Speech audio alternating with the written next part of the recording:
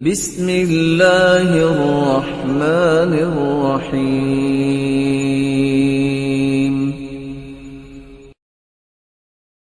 اللہ کا خوف جب انسان کو نصیب ہوتا ہے تو انسان کے اندر ایک چھٹا اثر سامنے آتا ہے، اس کے قدموں میں بھی اس کے اثرات آتے ہیں، کبھی بھی برائی کی طرف اس کے قدم نہیں اٹھتے، کبھی بھی حرام کی طرف اس کے قدم نہیں اٹھتے۔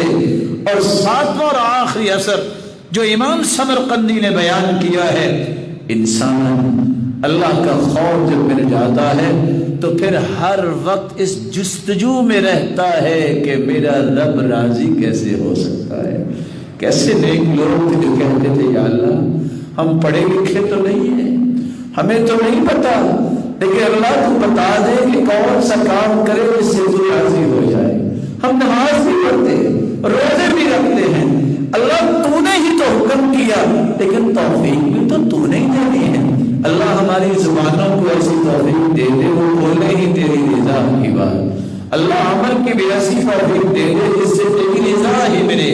جب یہ جستجو انسان کے اندر پیدا ہو جائے، ہر وقت کی یہ جستجو جو صحابہ کے اندر تھی، صحابی آ کے رو رہے ہیں یا رسول اللہ، اللہ کے رسول ایک بات کے بارے میں پوچھنا چاہتا ہوں، قد احزنتنی وارہقتنی واسقمتنی، میں بیمار ہو گیا ہوں، میں غمزدہ ہو گیا ہوں، اس چیز نے مجھے توڑ کے رکھ دیا ہے، مجھے اس کا جواب چاہیے۔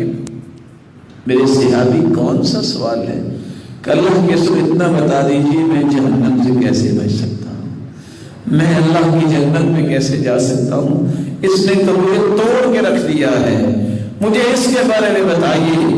یہ درد، یہ جستجو، یہ فکر جب انسان کے اندر پیدا ہو جاتی ہے تو سمجھ رہے اللہ ذوالجلال نے اس کو اپنا خوف عطا کر دیا ہے۔ یا ایھا الانسان ما غرک بربک الکریم۔